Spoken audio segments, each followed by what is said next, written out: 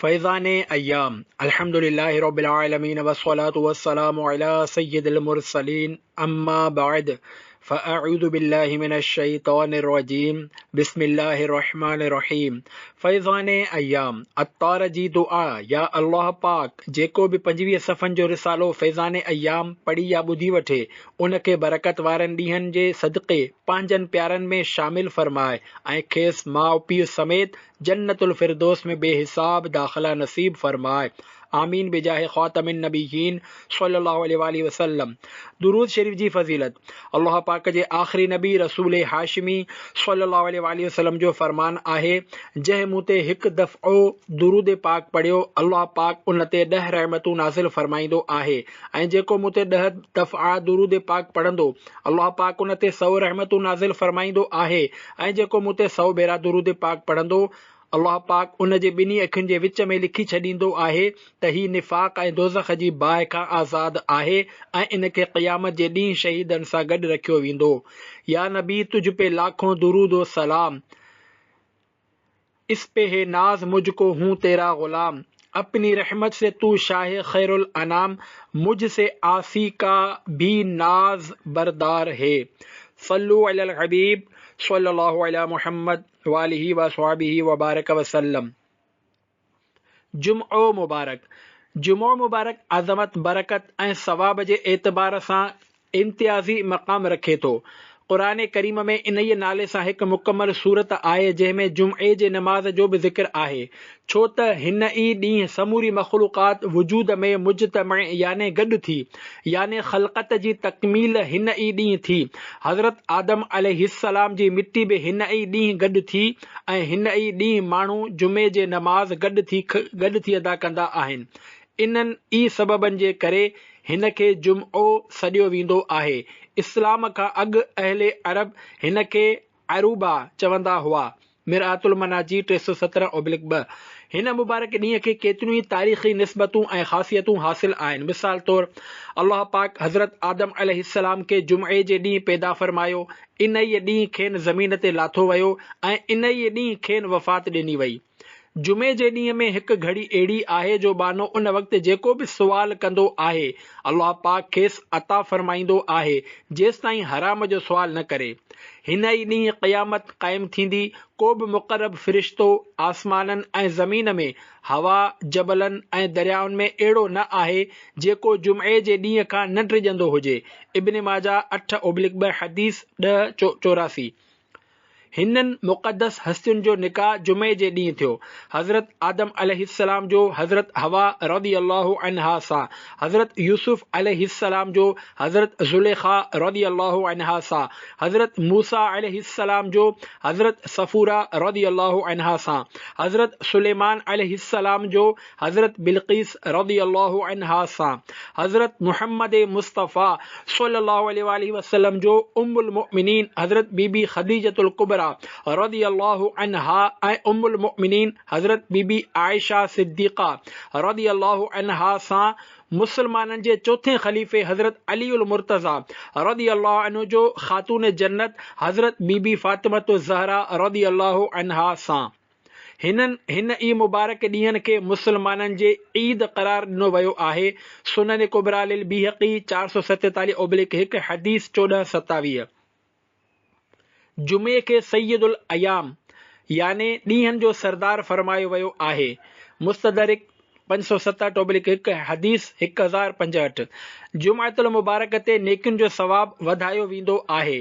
हिन ॾींहुं दोज़ख जा दरवाज़ा न खोलिया वेंदा आहिनि ऐं न ई इन खे भड़कायो वेंदो आहे। अंबिया किराम अलैहिमुस्सलाम ऐं माउ पीउ जे साम्हूं हर जुमे ते अमाल नामा पेश कया वेंदा आहिनि। हिन ॾींहुं मुसलमान जुमे जी नमाज़ अदा कंदा आहिनि। जुमे जो मुबारक ॾींहुं कीअं गुज़ारिजे।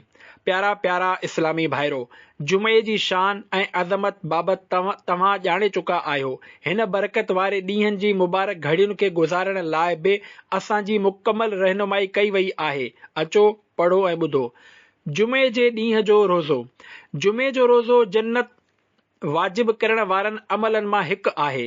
जीअं त नबी करीम सल्लल्लाहु अलैहि वसल्लम जो फरमाने आली शान आहे त जंहिं जुम्ए जी नमाज़ पढ़ी उन ॾींहं जो रोज़ो रखियो, कंहिं मरीज़ जी इयादत कई, कंहिं जनाज़े में हाज़िर थियो ऐं कंहिं निकाह में शिरकत कई त उन जे लाइ जन्नत वाजिब थी वई। मुअज्जम कबीर 97/8 हदीस 74-84। सिर्फ़ जुमे जो रोज़ो रखणु कीअं आहे? ख़ुसूसियत सां सिर्फ़ जुमे या सिर्फ़ छंछर जो रोज़ो रखणु मकरूह तंज़ीही आहे, पर जेकॾहिं कंहिं ख़ासि तारीख़ ते जुमो या छंछर अची वञे त पोइ इन में कराहत न आहे। मिसाल तौरु 15 शाबान शरीफ़, 27 रजब शरीफ़ वग़ैरह जुमे ते अची वञनि ऐं हाणे इन्हनि तारीख़ुनि जे करे सिर्फ़ जुमे जो रोज़ो रखियो त हर्ज न आहे। मुस्तफ़ा सल्लल्लाहु अलैहि वसल्लम जो फरमान आहे, जुमे जो ॾींहुं तव्हां जे लाइ ईद आहे, उन ॾींहुं रोज़ो न रखो, पर ही त उन खां अॻु या पोइ बि रोज़ो रखो। अत-तरग़ीब व तरहीब 81/2 हदीस 11। 10,000 सालनि जे रोज़नि जो सवाब। आला हज़रत इमाम अहमद रज़ा ख़ान रहमतुल्लाह अलैह फरमाइनि था, रिवायतुनि में आहे त जुमे जो रोज़ो जॾहिं इन सां गॾु ख़मीस, जुमेरात या छंछर जो रोज़ो बि शामिल हुजे त इहो 10,000 सालनि जे रोज़नि जे बराबरि आहे। जुमे जे ॾींहुं करण वारा अमल। प्यारा प्यारा इस्लामी भाइरो, शबे जुमुआ ऐं रोज़े जुमुआ याने जुमे जी राति ऐं जुमे जे ॾींहुं करण वारा अमल ज़िक्र कया पिया वञनि। इन्हनि जो बि मुतालो फरमायो। 1. जुमे जी राति जा 4 अमल। जुमे जी राति मग़रिब जी नमाज़ खां पोइ हदीस में बयान कयल तरीक़े जे मुताबिक़ 2 रकातूं नमाज़ अदा करण वारो मौत जे तकलीफ़ ऐं क़ब्र जे अज़ाब खां महफ़ूज़ रहंदो। जीअं त मुस्तफ़ा जाने रहमत सल्लल्लाहु अलैहि वसल्लम जो फरमान आहे त जेको शख़्स जुमे जी राति मग़रिब जी नमाज़ खां पोइ 2 रकातूं हिन तरह अदा करे जो हर रकात में हिकु दफ़ो सूरह फातिहा ऐं 15 दफ़ा सूरतुल ज़िलज़ाल पढ़े त अल्लाह पाक उन ते मौत जी सकरात आसान फरमाईंदो, उन खे क़ब्र जे अज़ाब खां महफ़ूज़ रखंदो ऐं क़यामत जे ॾींहुं पुल सिरात तां गुज़रणु उन जे लाइ आसान करे छॾींदो। सूरह यासीन शरीफ़ पढ़ो ऐं मग़फ़िरत जा हक़दार बणिजी वञो। फरमाने मुस्तफ़ा सल्लल्लाहु अलैहि वसल्लम, जेको शख़्स शबे जुमुआ याने ख़मीस ऐं जुमे जी विच वारी राति सूरत यासीन पढ़ंदो, उन जी मग़फ़िरत कई वेंदी। अत-तरग़ीब व तरहीब 298/1 हदीस 4। फरमाने मुस्तफ़ा सल्लल्लाहु अलैहि वसल्लम, जेको मोमिन जुमे जी राति 2 रकातूं अहिड़ी तरह पढ़े जो हर रकात में सूरह फातिहा खां पोइ 25 दफ़ा सूरत इख़लास पढ़े, पोइ ही दुरूद पाक सल्लल्लाहु अला मुहम्मदिन नबिय्यिल उम्मी 1000 दफ़ा पढ़े त ईंदड़ जुमे खां पहिरियां ख़्वाब में मुंहिंजी ज़ियारत कंदो ऐं जंहिं मुंहिंजी ज़ियारत कई अल्लाह पाक उन जा गुनाह मुआफ़ फरमाए छॾींदो। अल क़ौलुल बदी सफ़ो 383। इमाम ज़ुहरी रहमतुल्लाही अलैहि फरमाइनि था, जेको शख़्स जुमे जी राति गुस्ल करे 2 रकातूं हिन तरह पढ़े जो इन्हनि में 1000 दफ़ा सूरह इख़लास पढ़े त उन खे ख़्वाब में नबी अकरम सल्लल्लाहु अलैहि वसल्लम जी ज़ियारत थींदी। तारीख़ इब्न असाकर 301/9 रक़म 816। 2. जुमे जे ॾींहं जा 5 अमल। नह लाहिण, छो त इहो अमल शिफ़ा हासिल करण जो सबबु आहे। हदीस पाक में आहे, जेको जुमे जे ॾींहुं पंहिंजा नह लाहींदो आहे अल्लाह पाक उन मां बीमारी कढी खेसि शिफ़ा ॾेई छॾींदो आहे।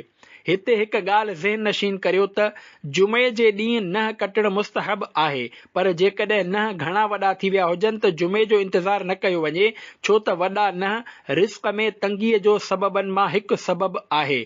बहार शरीयत 582/1 हिस्सो 4। जुमे जे ॾींहुं गुस्ल करियो ऐं ख़ुशबू लॻायो, छो त नबी अकरम सल्लल्लाहु अलैहि वसल्लम फरमायो, जेको शख़्स जुमे जे ॾींहुं गुस्ल करे ऐं वस आहर सफ़ाई करे, पोइ तेल ऐं घर में मौजूदु ख़ुशबू लॻाए, पोइ नमाज़ जे लाइ घरां निकिरे ऐं ॿियनि माण्हुनि जे विच में जुदाई न करे, अहिड़ी तरह तरह न ई माण्हुनि जे विच कंधनि खे ओरांगींदो अॻिते वधे ऐं न ई ॿिनि माण्हुनि खे चीरे उन्हनि जे विच में वेहे, बल्कि खेसि जिते बि जाइ मिले उते ई वेही रहे ऐं जेका नमाज़ उन जे लाइ लिखी वई आहे उहा पढ़े ऐं जॾहिं इमाम ख़ुतबो पढ़े त ख़ामोश रहे, त अहिड़े शख़्स जा हिन जुमे खां ईंदड़ जुमे जे विच वारा गुनाह बख़्शिया वेंदा। बुख़ारी 306/1 हदीस 883। जुमे जे ॾींहुं सुठा कपिड़ा पहिरियो, छो जो नबी करीम सल्लल्लाहु अलैहि वसल्लम फरमायो, जंहिं जुमे जे ॾींहुं गुस्ल कयो ऐं सुठा कपिड़ा पहिरिया ऐं ख़ुशबू मौजूदु हुअण जी सूरत में लॻाई, पोइ जुमे जी नमाज़ जे लाइ सुकून ऐं वक़ार सां हलियो ऐं कंहिं नमाज़ी खे न ओरांगियो, कंहिंखे तकलीफ़ न पहुचाई, पोइ नमाज़ अदा कई ऐं इमाम जे वापसि वञण ताईं इंतज़ारु कयो, त उन जा ॿिन्ही जुमअनि जे विच वारा गुनाह मुआफ़ कया वेंदा। मजमउ ज़वाइद 385/2 हदीस 3039। शेख अब्दुल हक मुहदिस देहलवी रहमतुल्लाही अलैहि नक़ल कनि था त जेको शख़्स जुमे जे ॾींहुं 1000 दफ़ा ही दुरूद शरीफ़ अल्लाहुम्मा सल्लि अला मुहम्मदिन नबिय्यिल उम्मी सल्लल्लाहु अलैहि वसल्लम पढ़ंदो त ख्वाब में नबी करीम सल्लल्लाहु अलैहि वसल्लम जी ज़ियारत कंदो या जन्नत में पंहिंजी जाइ ॾिसी वठंदो। जेकॾहिं पहिरें दफ़े मक़सदु पूरो न थिए त ईंदड़ जुमे ते बि पढ़े, इंशा अल्लाह 5 जुमनि ताईं ख़ुशी मिलण वारो ख्वाब ॾिसंदो। जज़्बुल क़ुलूब सफ़ो 242। जेकॾहिं वालिदैन दुनिया मां रुख़्सत थी विया हुजनि त संदन क़बर जी ज़ियारत कयो, छो त माउ पीउ जी क़बर जी ज़ियारत जो अफ़ज़ल वक़्तु जुमे जे ॾींहुं सुबुह जी नमाज़ खां पोइ जो आहे। फ़तवा रज़विया 523/9। 3. जुमे जी नमाज़ इमामे सां अदा करियो। जुमे जे ॾींहुं इमामो शरीफ़ ॿधणु सुन्नत मुबारका आहे ऐं उन जी बरकत सां अल्लाह पाक अजर ऐं सवाब में बि तमामु घणो इज़ाफ़ो फरमाईंदो आहे।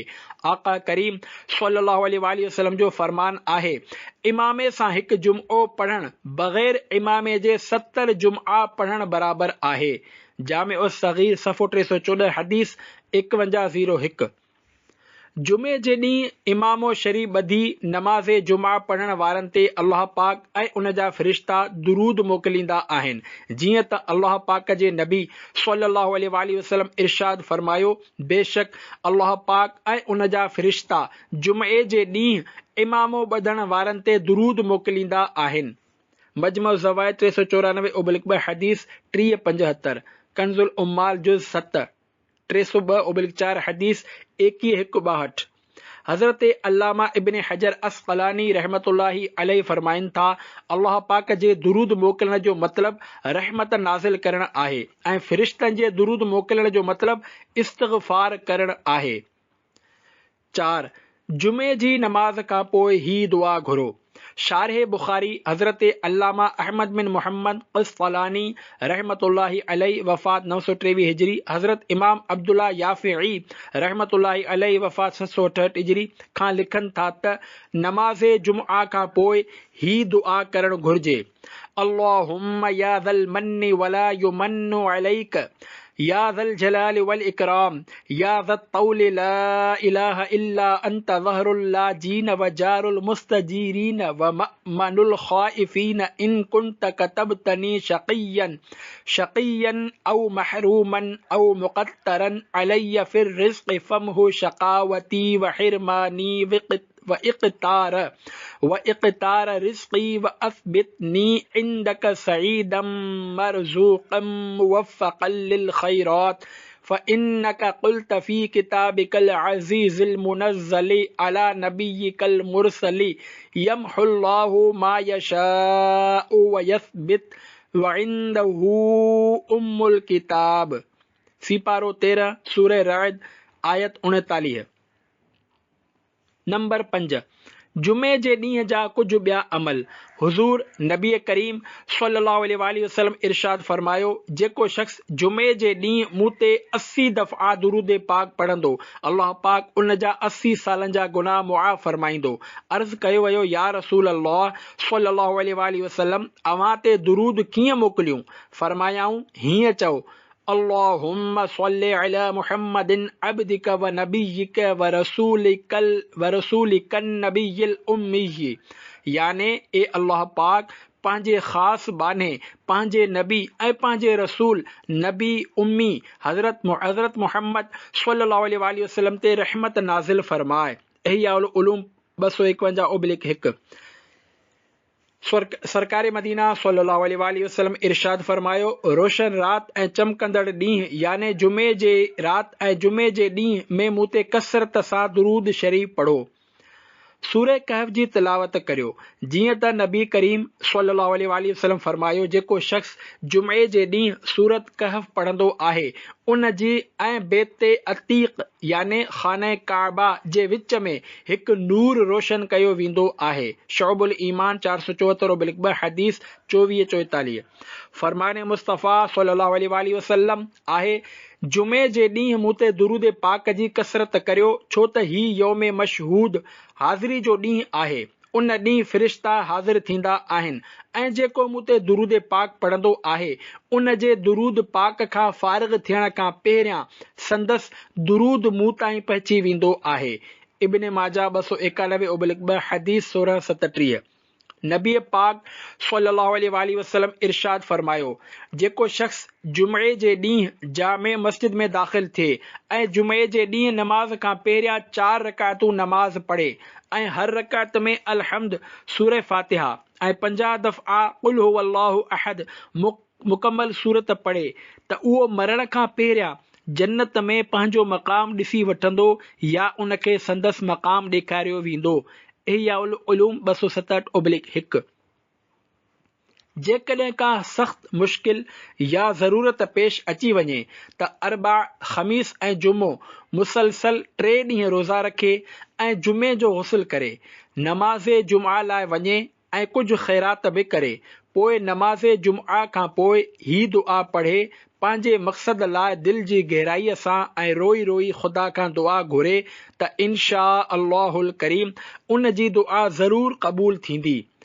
अल्लाहुम्मा इन्नी अस्अलुका बिस्मिका बिस्मिल्लाहिर रहमानिर रहीम अल्लज़ी ला इलाहा इल्ला हु आलिमुल ग़ैबि वश्शहादति हुवर रहमानुर रहीम व अस्अलुका बिस्मिका बिस्मिल्लाहिर रहमानिर रहीम अल्लज़ी ला इलाहा इल्ला हु अल हय्युल क़य्यूम ला तअख़ुज़ुहु सिनतुन वला नौम अल्लज़ी मलअत अज़मतुहुस समावाति वल अर्द व अस्अलुका बिस्मिका बिस्मिल्लाहिर रहमानिर रहीम अल्लज़ी ला इलाहा इल्ला हुवा व अनत लहुल वुजूह व खशअत लहुल अस्वात व वजिलतिल क़ुलूब मिन खशियतिही अन तुसल्ली अला मुहम्मदिन व अला आलि मुहम्मदिन सल्लल्लाहु अलैहि वसल्लम व अन तुअतियनी मसअलती व तक़दी हाजती बिरहमतिका या अरहमर राहिमीन।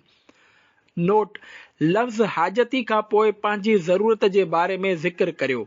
जन्नती ज़ेवर सफ़ो 578।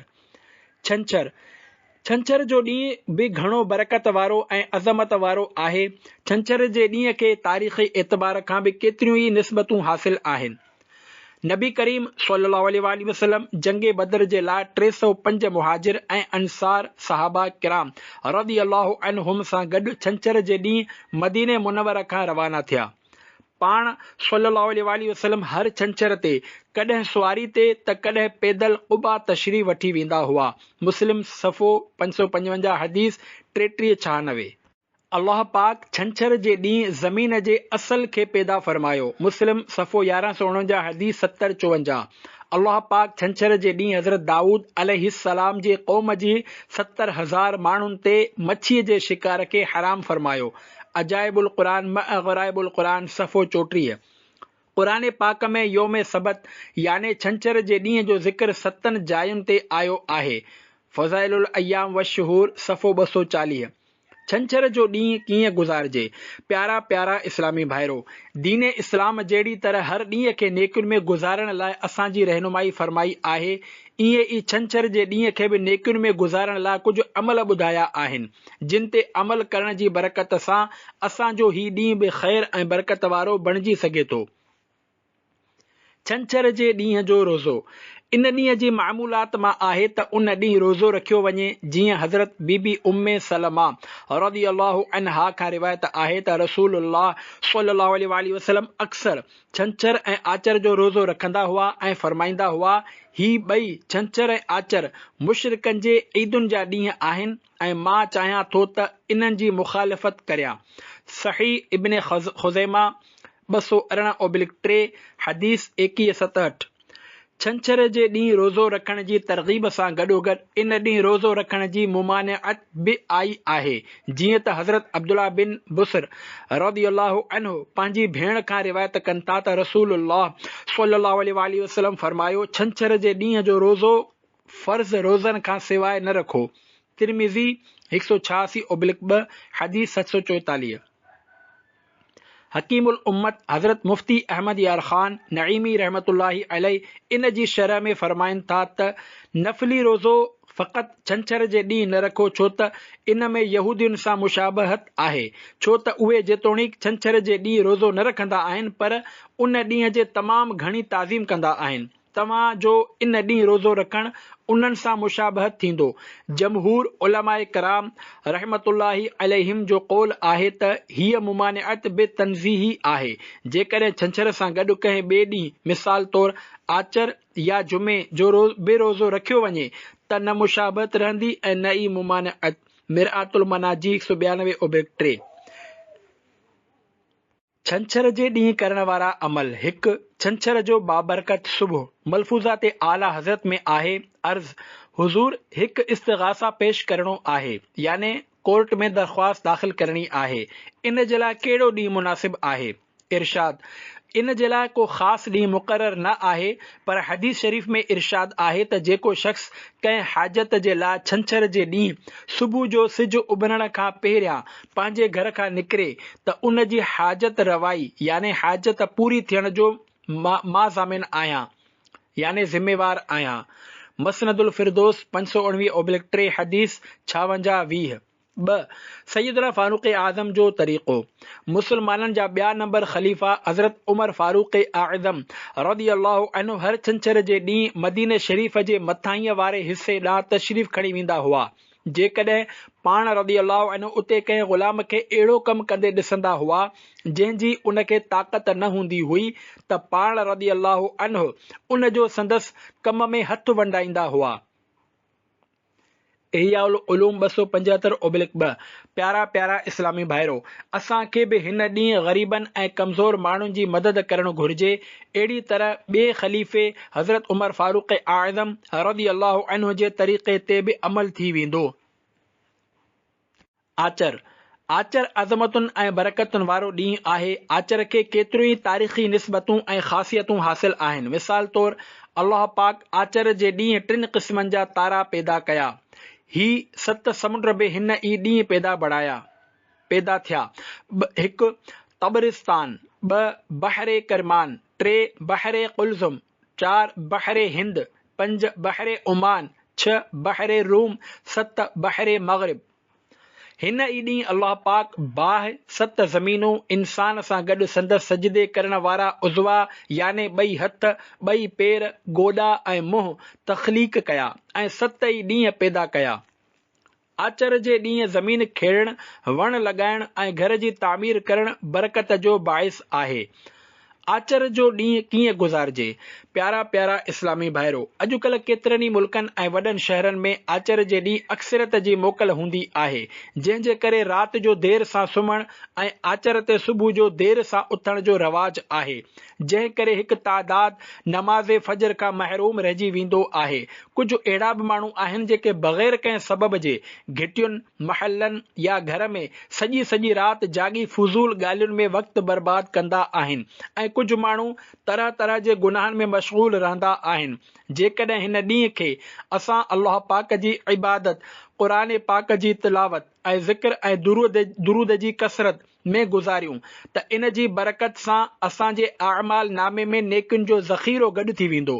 हिन मोकल मां फ़ाइदो हासिल करण जे लाइ जल्दी उथी नमाज़ तहजुद अदा करियो, ऐं पोइ मस्जिद जी पहिरीं सफ़ में नमाज़ फजर बाजमात अदा करियो ऐं नमाज़ इशराक ऐं चाश्त अदा करण जे लाइ सिज उभरण ताईं ज़िक्र ऐं दुरूद में मशगूल रहो जो इन जी तमामु घणी फज़ीलत आहे।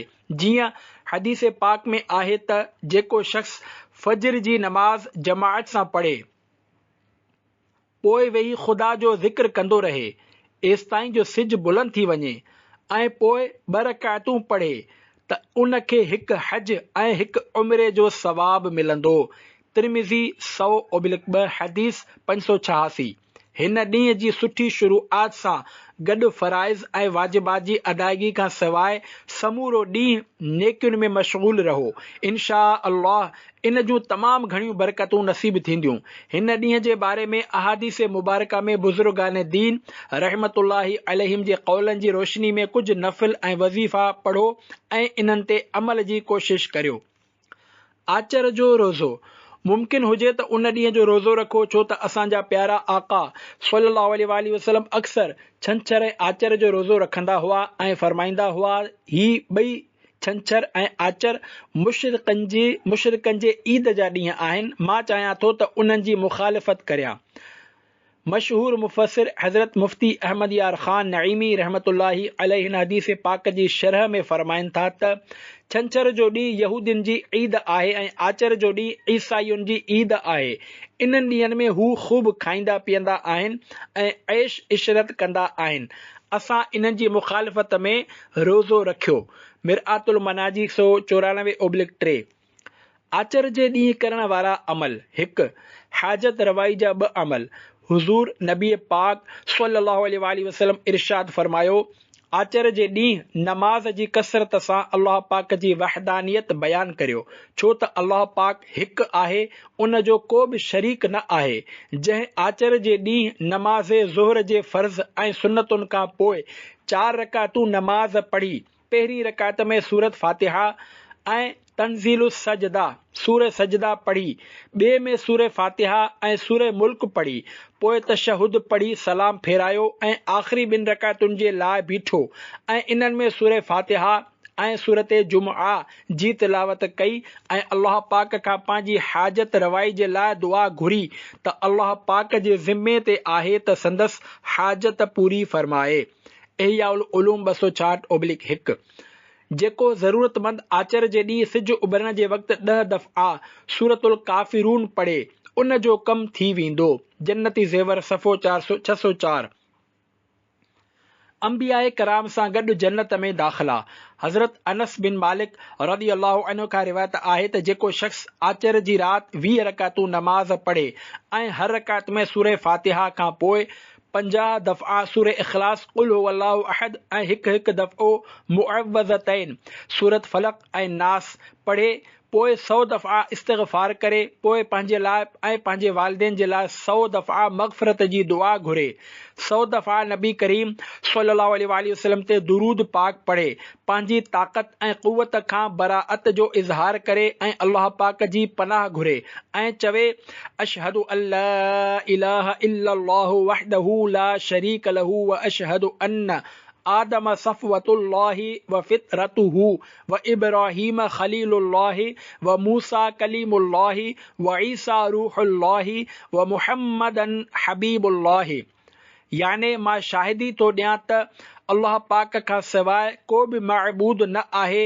हू अकेलो आहे उन जो को बि शरीक न आहे ऐं मां गवाही ॾियां थो त हज़रत आदम अलैहिस्सलाम सफ़ीउल्लाह आहिनि ऐं अल्लाह पाक उन्हनि खे पंहिंजी कुदरत सां पैदा कयो ऐं हज़रत इब्राहीम अलैहिस्सलाम खलीलुल्लाह, हज़रत मूसा अलैहिस्सलाम कलीमुल्लाह, हज़रत ईसा अलैहिस्सलाम रूहुल्लाह ऐं हज़रत मुहम्मद सल्लल्लाहु अलैहि वसल्लम हबीबुल्लाह आहिनि। त उन शख़्स जे लाइ अल्लाह पाक खां औलाद जी दुआ घुरण वारनि माण्हुनि जे तादाद बराबरि सवाब आहे। क़यामत जे ॾींहुं अल्लाह पाक उन खे अमन वारनि सां गॾु उथारींदो ऐं अल्लाह पाक जे ज़िम्मे ते आहे त उन खे अंबियाए किराम अलैहिमुस्सलाम सां गॾु जन्नत में दाख़िल फरमाए। मिफ्ताहुस सआदत सफ़ो 727। सूमर शरीफ़ सूमर शरीफ़ जे ॾींहं जी अज़मत ऐं बरकत ॼाणण लाइ उन जूं कुझु तारीख़ी निस्बतूं ऐं ख़ासियतूं पढ़ी वठो। हज़रत इदरीस अलैहिस्सलाम खे सूमर शरीफ़ जे ॾींहुं आसमान ॾांहुं खयो वियो ऐं पाण जन्नत में दाख़िल थिया। हज़रत मूसा अलैहिस्सलाम सूमर शरीफ़ जे ॾींहुं तूर जबल ते तशरी वठी विया। सूमर शरीफ़ जे ॾींहुं ई हज़रत जिब्राईल अलैहिस्सलाम हुज़ूर अकरम सल्लल्लाहु अलैहि वसल्लम जी बारगाह में पहिरियों भेरो हाज़िर थिया। उम्मत जा अमल बि सूमर शरीफ़ जे ॾींहुं ई असांजे प्यारे प्यारे आका सल्लल्लाहु अलैहि वसल्लम जी बारगाह में पेश कया वेंदा आहिनि। सूमर जे ॾींहं खे रसूल अकरम सल्लल्लाहु अलैहि वसल्लम जी ज़ाते अक़दस ऐं पाण सल्लल्लाहु अलैहि वसल्लम जे मुबारक दौर खां ख़ासि बरकतूं मिलियूं आहिनि। मिसाल तौर हिकु हुज़ूर नबी करीम सल्लल्लाहु अलैहि वसल्लम जी विलादत बासआदत सूमर शरीफ़ जे ॾींहुं थी ऐं सूमर शरीफ़ जे ॾींहुं ई पाण सल्लल्लाहु अलैहि वसल्लम जी नुबुवत जो ज़ुहूर थियो। 2 सूमर शरीफ़ जे ॾींहुं मके मुकरमा खां हिजरत फरमायाऊं। 3 सूमर शरीफ़ जे ॾींहुं मदीने मुनव्वरा में दाख़िल थिया। 4 सूमर शरीफ़ जे ॾींहुं दारे फ़ानी खां दारे बक़ा ॾांहुं रिहलत फरमायाऊं। 5 पाण सल्लल्लाहु अलैहि वसल्लम हजरे असवद खे बि सूमर शरीफ़ जे ॾींहुं ई नस्ब फरमायो। मुस्नद अहमद 594/1 हदीस 2506। हिकु रिवायत मूजिब बदर में फतह बि सूमर शरीफ़ जे ॾींहुं मिली ऐं सूमर शरीफ़ जे ॾींहुं ई सूरह माइदा नाज़िल थी। मुअज्जम कबीर 183/12 हदीस 12984। सूमर शरीफ़ जो ॾींहुं कीअं गुज़ारिजे। प्यारा प्यारा इस्लामी भाइरो, सूमर शरीफ़ खे असांजे प्यारे नबी सल्लल्लाहु अलैहि वसल्लम सां निस्बत जे करे तमामु घणो शर्फ़ हासिल आहे। तंहिं करे हिन ॾींहं खे हिन तरह गुज़ारियो। सूमर शरीफ़ जो रोज़ो। मुमकिन हुजे त सूमर शरीफ़ जो रोज़ो रखो, छो त सूमर शरीफ़ जो रोज़ो रखणु सुन्नत आहे। जीअं हज़रत अबू क़तादा रज़ियल्लाहु अन्हु फरमाइनि था त बारगाह रिसालत सल्लल्लाहु अलैहि वसल्लम में सूमर जे रोज़े बाबति पुछा कई वई त फरमायाऊं, हिन ई ॾींहुं मुंहिंजे लाइ विलादत थी, हिन ई ॾींहुं मुंहिंजी विलादत थी ऐं हिन ई ॾींहुं मूं ते वही नाज़िल थी। मुस्लिम सफ़ो 455 हदीस 2750। सूमर जे ॾींहुं करण वारा अमल। प्यारा प्यारा इस्लामी भाइरो, सूमर जे ॾींहुं सां लाॻापियल कुझु अमल पेश कया पिया वञनि। समूरा गुनाह मुआफ़। हदीस पाक में आहे, जेको शख़्स सूमर जे ॾींहुं सिज बुलंद थियण जे वक़्तु 2 रकायतूं अदा करे ऐं हर रकायत में हिकु दफ़ो सूरह फातिहा, हिकु दफ़ो आयतुल कुर्सी, हिकु दफ़ो सूरह इख़लास क़ुल हुवल्लाहु अहद ऐं हिकु दफ़ो मुअव्वज़तैन यानी सूरह फलक ऐं सूरह नास पढ़े ऐं सलाम फेराइण खां पोइ 10 दफ़ा इस्तिग़फ़ार करे ऐं 10 दफ़ा मूं ते दुरूद पाक पढ़े त अल्लाह पाक उन जा सभु गुनाह मुआफ़ फरमाए छॾींदो। इहिया उलूम 260/1।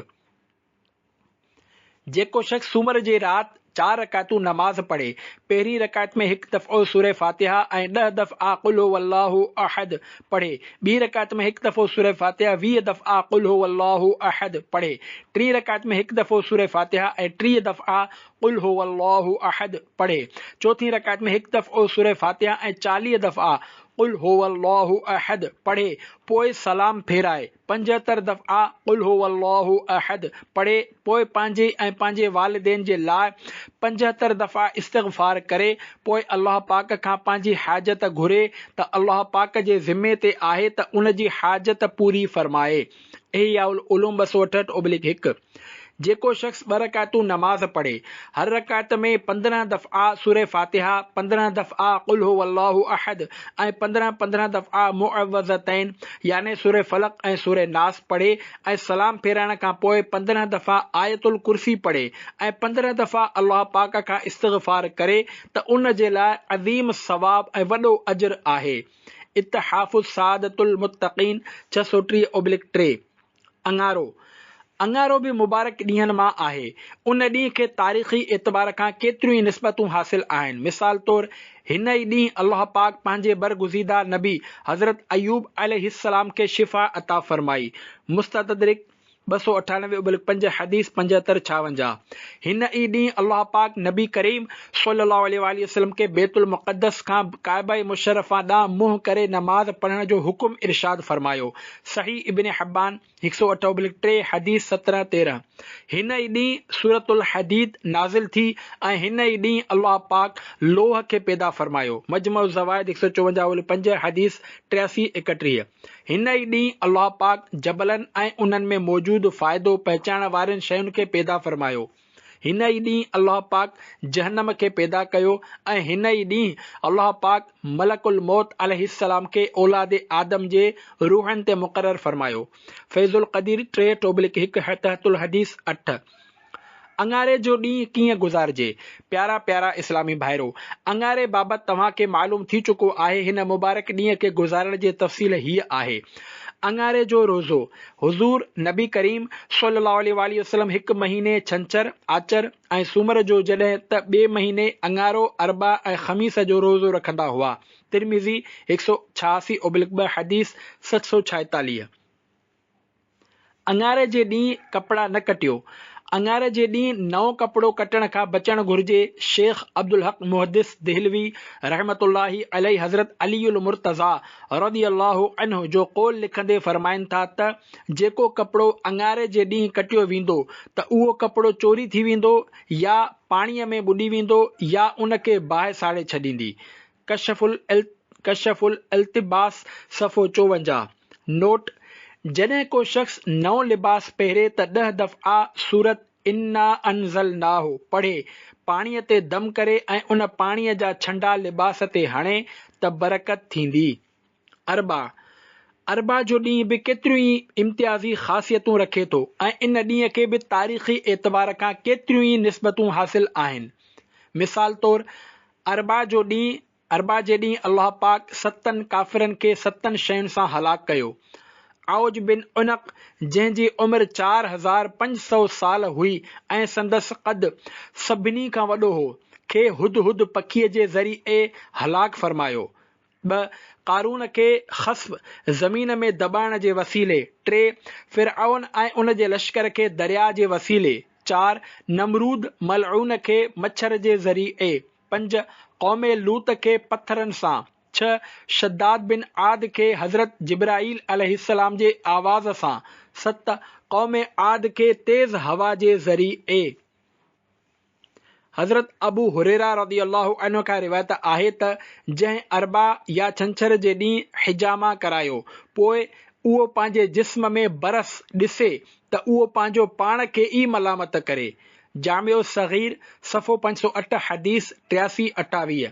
हज़रत अल्लामा अब्दुल रऊफ़ मुनावी रहमतुल्लाही अलैहि वफ़ात 1031 हिजरी फरमाइनि था त इमाम अबू जाफ़र नेशापुरी रहमतुल्लाही अलैहि फरमायो, मूं हिकु ॾींहुं चयो त ही हदीस गैर सही आहे ऐं मूं अरबा जे ॾींहुं हिजामा करायो त मूंखे बरस जी बीमारी थी वई।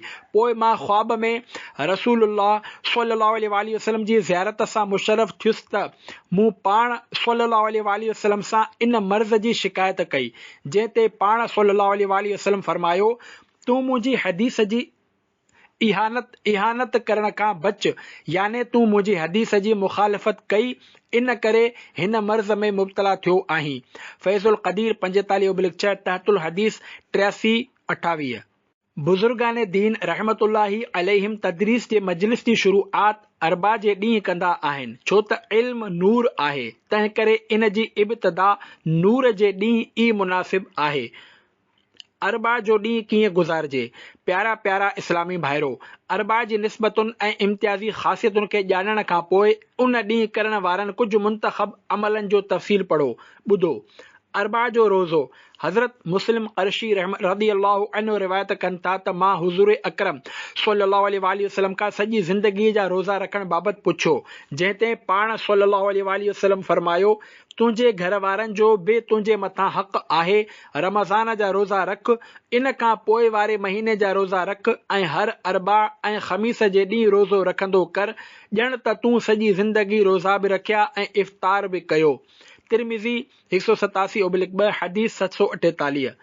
अरबा जे ॾींहुं करण वारा अमल। 1 क़यामत ताईं सवाब। जेको शख़्स अरबा जी राति 2 रकातूं नमाज़ पढ़े, पहिरीं रकात में सूरह फातिहा खां पोइ 10 दफ़ा सूरह फलक क़ुल अऊज़ु बिरब्बिल फलक पढ़े, ॿी रकात में सूरह फातिहा खां पोइ 10 दफ़ा सूरह नास क़ुल अऊज़ु बिरब्बिन नास पढ़े त हर आसमान तां 70,000 फ़रिश्ता नाज़िल थींदा जेके क़यामत ताईं उन जो सवाब लिखंदा रहंदा। मिफ़्ताहुस सआदा सफ़ो 728। 2 अरबा जे ॾींहुं नह कटण जो मसइलो। अरबा जे ॾींहुं नह न कटणु घुरिजनि छो त बरस याने कोड़ थियण जो अंदेशो आहे, पर जेकॾहिं 39 ॾींहं खां न कटिया हुजनि ऐं अॼु अरबा 40हों ॾींहुं आहे, जेकॾहिं अॼु न कटींदो त 40 ॾींहंनि खां वधी वेंदा त इन ते वाजिब आहे त अॼु ई पंहिंजा नह कटे, छाकाणि त 40 ॾींहंनि खां वधीक नह रखणु नाजाइज़ मकरूह तहरीमी आहे। तफ़सीली मालूमात हासिल करण जे लाइ फतावा रज़विया जिल्द 22 सफ़ो नंबर 574 ऐं 685 पढ़ो। आला हज़रत इमाम अहमद रज़ा ख़ान रहमतुल्लाहि अलैह खां हिन क़िस्म जो सुवाल कयो वियो त हिकु हदीस में अरबा जे ॾींहुं नह कटण जी मुमानाअत आई आहे ऐं ॿी हदीस में अरबा जे ॾींहुं नह कटण जी फज़ीलत आई आहे। इन्हनि ॿिन्ही रिवायतुनि में ततबीक़ या तरजीह जी कहिड़ी सूरत आहे ऐं अरबा जे ॾींहुं नह कटण कीअं आहे? इन जे जवाब में आला हज़रत इमाम अहमद रज़ा ख़ान रहमतुल्लाहि अलैह फरमाइनि था, नह कटण बाबति कंहिं बि ॾींहुं का बि मुमानत न आहे, छो त ॾींहं जे तयन में का सही हदीस साबित न आहे, पर कुझु ज़ईफ़ हदीसुनि में अरबा जे ॾींहुं नह कटण जी मुमानियत आई आहे।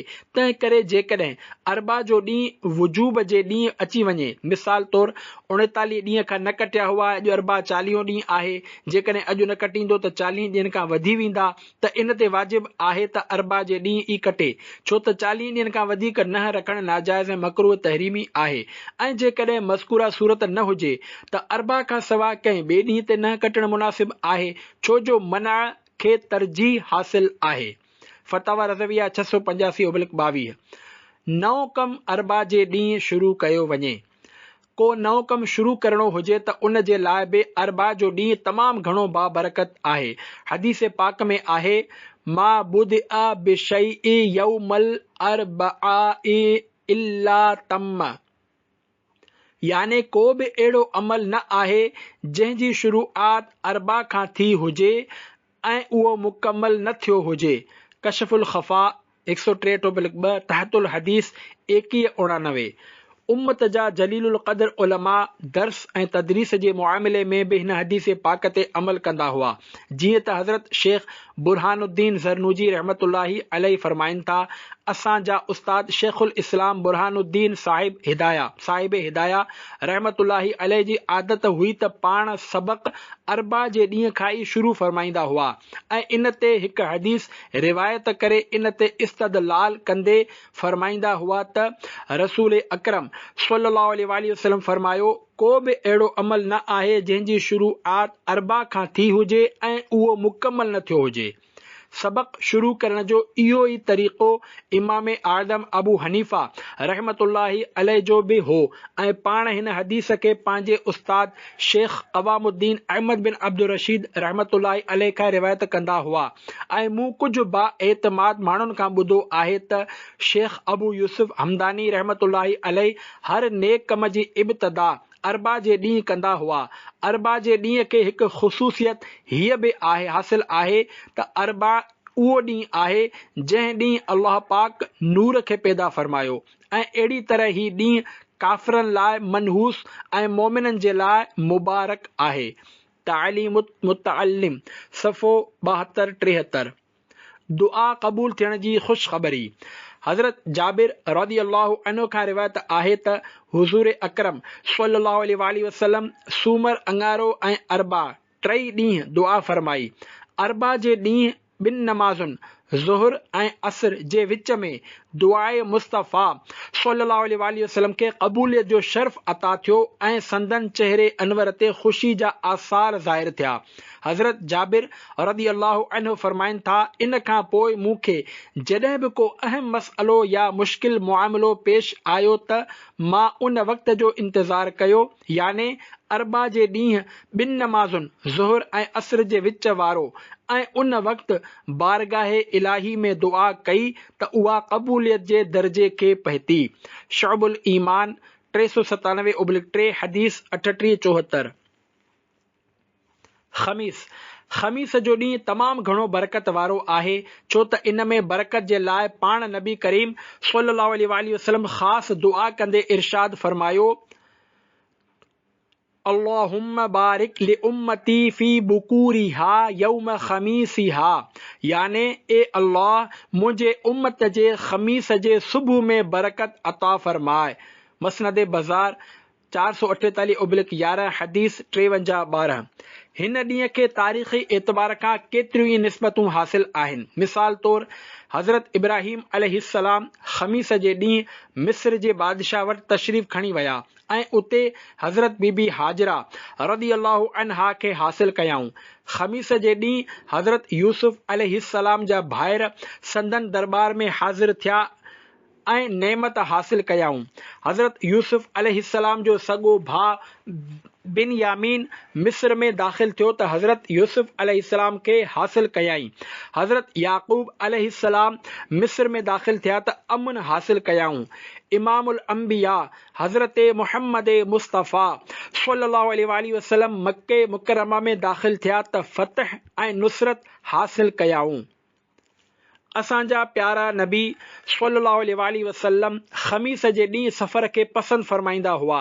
जीअं त हज़रत काब बिन मालिक रज़ी अल्लाहु अन्हु खां रिवायत आहे त रसूलुल्लाह सल्लल्लाहु अलैहि वसल्लम ग़ज़वात जे लाइ ख़मीस जे ॾींहुं वञणु पसंदि फरमाईंदा हुआ।